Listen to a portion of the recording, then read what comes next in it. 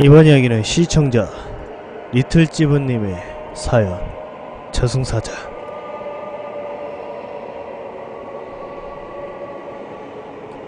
제가 갑자기 몸이 약해져서 집에서 일찍 나와서 회사에 쉬려고 밀려오는 잠을 자는데 꿈을 꾸었습니다. 회사에서 오더니 예전에 같이 근무하던 언니들이 나와서 같이 근무하고 난 아파서인지 누워서 움직이지 않았어요. 그리고 간신히 움직였는데 밖에 다른 사람이 우리 소장님과 얘기하는 거야. 알고 보니 여자분이 바로 새로 오신 소장님. 지금 계신 저희 소장님은 남자이십니다. 그러더니 지금 계신 소장님께서 너 아직 움직이면 안되니까 어서 자라! 이러시길래 그냥 휴게실에 들어가서 누워서 잤는데 거기서도 꿈을 꾼 거예요. 이런 경우 있나? 아무튼 꾸었는데 난 뭐랄까 유령인 것처럼 몸이 투명했는데 몸을 마음대로 못 움직이는 거예요. 간신히 고기는 움직일 수 있었지만 앞에 검은 가운을 입은 해골 저승사자가 보였어요. 위치를 보아하니 어느 높은 건물 옥상 안테나 위에 사뿐히 올라와 있는 거야. 분명히 그리고 모자를 꾹 눌러쓰고 마치 게임에서 나온 로브 같은. 그런데 갑자기 뒤에서 불도저가 나타나더니 그 불도저가 잘 가다가 난간에 부딪히더니 밑으로 떨어지네.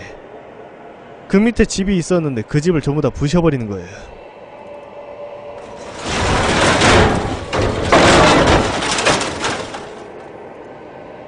저승사자는 그걸 보고 가만히 있었어요. 하지만 미사하게 전 봤어요. 모자 사이로 보이는 저승사자의 입 웃고 있었어요. 미친 사이코패스처럼. 그런데 저승사자는 움직이지 않고 밤까지 기다렸어요. 그때 보이는 관광버스 2대. 알고 보니까 그 버스는 웨딩홀 전용 버스였어요. 그 안에 있는 사람들도 많았고 서서히 내려는 사람도 많았어요.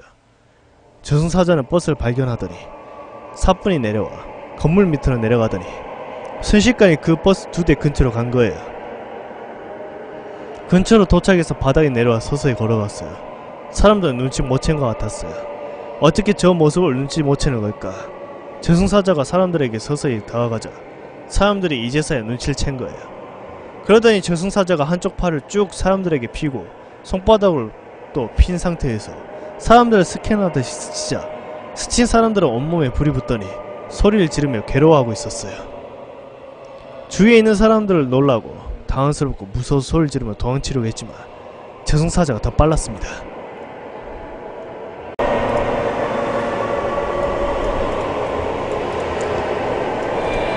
그래서 그 자리에 있던 사람들은 불을 타서 재가 돼버리고 그 다음 버스 입구로 가서 사람들을 내리는 걸 보자 똑같이 스치더니 사람들이 소리를 지르며 불타서 재가 되었습니다. 그런데 그 버스 안에 신랑과 신부가 있었습니다. 저승사자는 다 죽이고 뒤를 돌자 어린 여자아이가 있었어요. 공포에 질린 눈동자처럼 큰 눈물이 고여 있었습니다. 너도 가자. 저승사자의 말에 여자아이는 뒤돌아 뛰었습니다.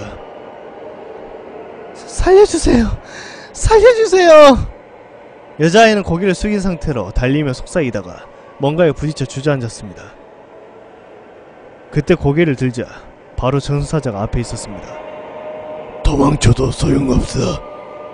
어차피 넌 오늘이 마지막이니까.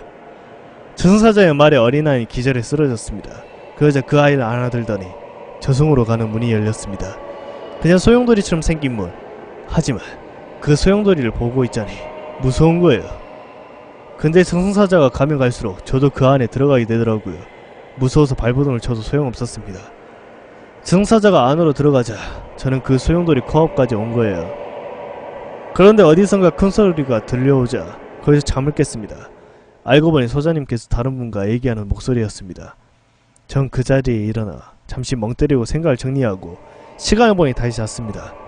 만약에 소장님의 목소리가 안 들렸으면 전